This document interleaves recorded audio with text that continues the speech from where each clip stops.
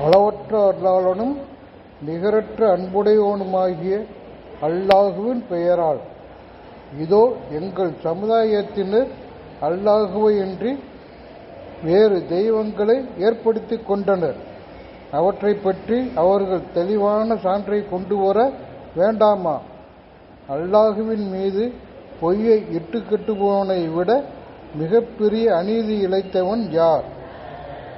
அவர்களையும் அல்லாஹுவையன்றி அவர்கள் வணங்குபவற்றையும் விட்டு விலகி அந்த குகையில் ஒதுங்குங்கள்.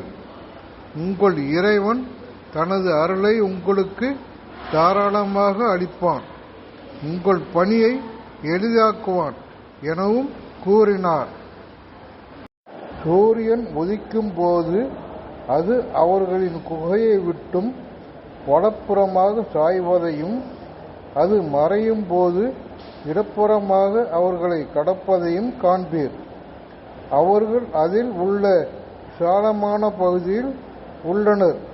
இது அல்லாஹுவின் சான்றுகளில் ஒன்று. அல்லாஹ் யாருக்கு நேர்வழி காட்டினானோ அவரே நேர்வழி பெற்றவர்.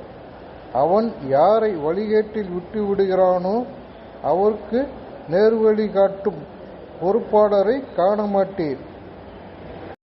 அவர்கள் விழித்துக் கொண்டிருப்பதாக நீர் நினைப்பீர், ஆனால் அவர்கள் உறங்கிக் கொண்டுள்ளனர். அவர்களை வலப்புறமும் இடப்புறமுமாக புரட்டுகிறோம். அவர்களின் நாய் தனது முன்னங்கால்களை விரித்து வாசலில் உள்ளது.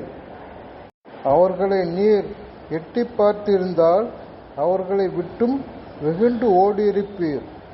அவர்களால் அதிகம் அச்சமடைந்திருப்பீர்.